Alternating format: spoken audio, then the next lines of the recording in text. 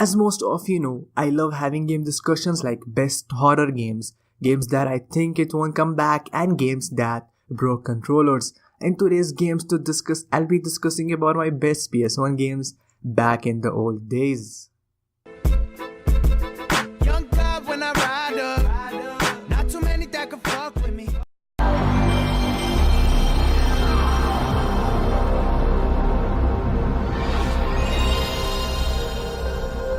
Well, hey everyone, it's your boy BloodWizardY.A back with another video, and in this video I'll be sharing my best PS1 games back in the old days. So let's jump right away to the list. Parasite Eve 2. While Resident Evil and Silent Hill may have captured all of the mainstream attention in the survival horror games on the PS1 back in the days, there was another series known as Parasite Eve, and it mixed Resident Evil style survival horror with RPG elements to create a very different experience. Parasite Eve 2 is the highlight and the star behind the return of FBI agent Aya. She's once again investigating outbreaks of creatures in events set 2 years after the first game. Unlike the first title, Parasite Eve 2 features a real-time battle system that is similar to Resident Evil, and this is tempered by the Parasite energy system that grants Aya special magic style abilities. Although it's certainly a survival horror complete with puzzle and pre-rendered environment, there is a larger focus on combat, and here you also need to level Aya up, improving her abilities and customizing her weapons. This matters a lot, as later enemies become increasingly more and more deadly, and unprepared player can be destroyed if they are unprepared. Well, the far deeper gameplay and great presentation makes Parasite Eve 2 the superior title to Resident Evil. But the sad part about this game, it had poor sales. Rampage. I bet when you saw Rampage movie that features Dwayne Johnson, you remember this cool game. If you are an old school gamer who was around in the 80s and 90s, you'll no doubt remember the classic arcade title Rampage.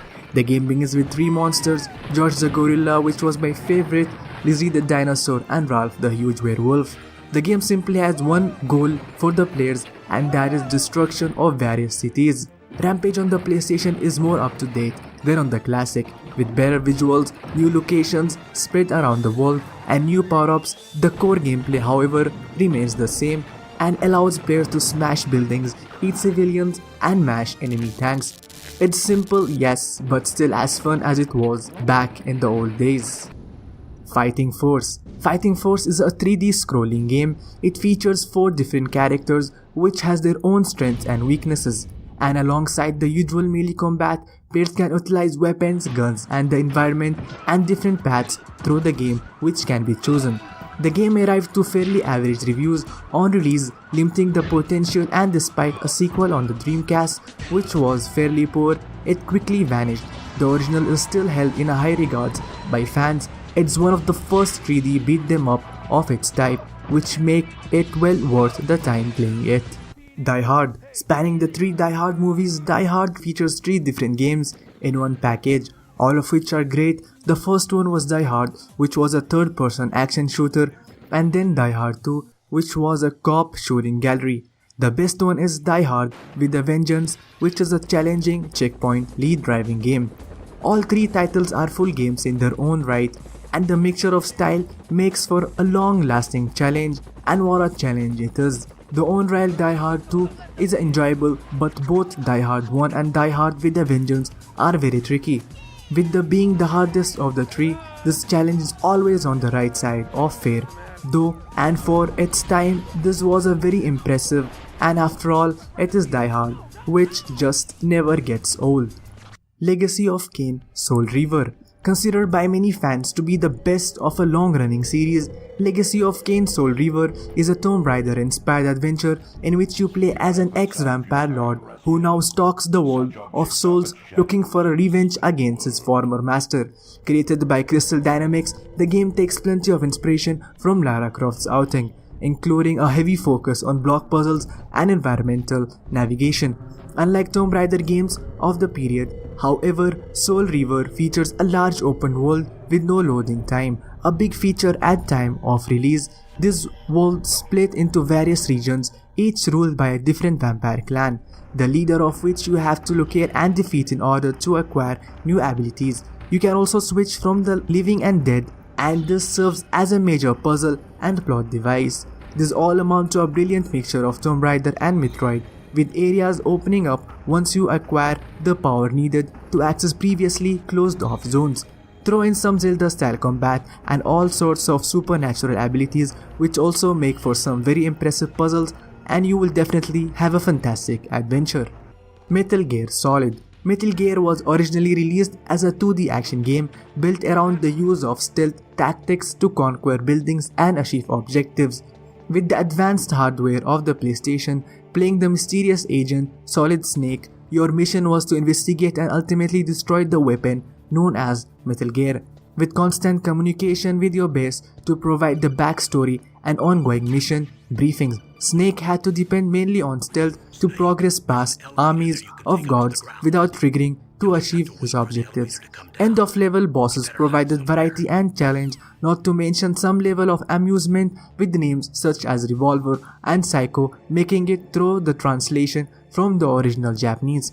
The PlayStation 1 hardware enabled Konami to create a classic game that, through the graphics and audio supplemented by a great story, helped generate a sense of emotional investment in the character of Snake, providing a much deeper gameplay experience. The game went on to spawn a number of sequels across various Sony consoles and handhelds, with over 30 Metal Gear games released at the time of writing. Tekken 3. Previous hardware generations had their popular fighting games such as the Street Fighter series launched on the Genesis and Super Nintendo, but the PlayStation enabled fighting games to move into a 3D arena with Tekken. The original Tekken game was a revelation with multiple characters, each with their own move sets and physics, all rendered in stunning 3D. Tekken 3 was the last game to be launched on PlayStation 1 and an incremental improvement on the previous two games. The roster of characters was expanded to include 23 characters, including 6 carried over from Tekken 2, some of which were unlockable, but the graphic as well as the player's unique movement sets were improved, including the ability to dodge into the screen as a fighting game. Although Tekken 3 was great as a single player game, it was even better with 2 players, and it was always the game I turned to when my friends came over. Despite later versions on more recent consoles, Tekken 3 remains all-time favorite fighting game and therefore the best on the PlayStation 1 console. Resident Evil 2, all-time my favorite. The original Resident Evil game for the PlayStation 1 introduced the concept of survival horror to a worldwide audience with its story of zombies on the rampage in the fictional Raccoon City. The series depends on building tension during gameplay by making the player characters vulnerable with limited ammunition available as you creep through corridors, and it always presents fear of a surprise zombies attack around every corner. The game used complex background graphics that were pre-rendered, providing a level of detail that could not be achieved in real time, allowing the graphics engine to focus on the player and zombies' character. Your performance in the game was reflected in your movement, with zombie damage resulting with a pronounced limp which slowed your progress until you get medical treatment. In this installment, the Umbrella Corporation, which is behind the original zombie armies, have developed an even more extreme biological weapons, and as a newcomer to the city which is almost totally infected, your mission is simply to escape with complex puzzle and switching system that allowed you to play the game from the perspective of 2 different characters. The game provided a great amount of variety and replay value. Resident Evil 2 was very popular on release, selling almost 5 million copies, one of the highest selling release on the platform, and it was a must-have game for any PlayStation 1 owner that time. Still, I have a lot of games like Pepsi Man, Wipeout XL and Sparrow, which is a remake soon to be released, and also Dino Crisis. Now why don't you fire up your old PlayStation, or if you don't have one, there are plenty of second-hand models still available to buy. And for less than the price of a new PlayStation game, you can secure a classic piece of video gaming history. Don't just sit back there, tell me down below what was your favorite game of PlayStation 1. Who knows, we might be having the same taste. Thanks for watching, thumbs up if you enjoyed this video and subscribe for more in the future. Until then, peace.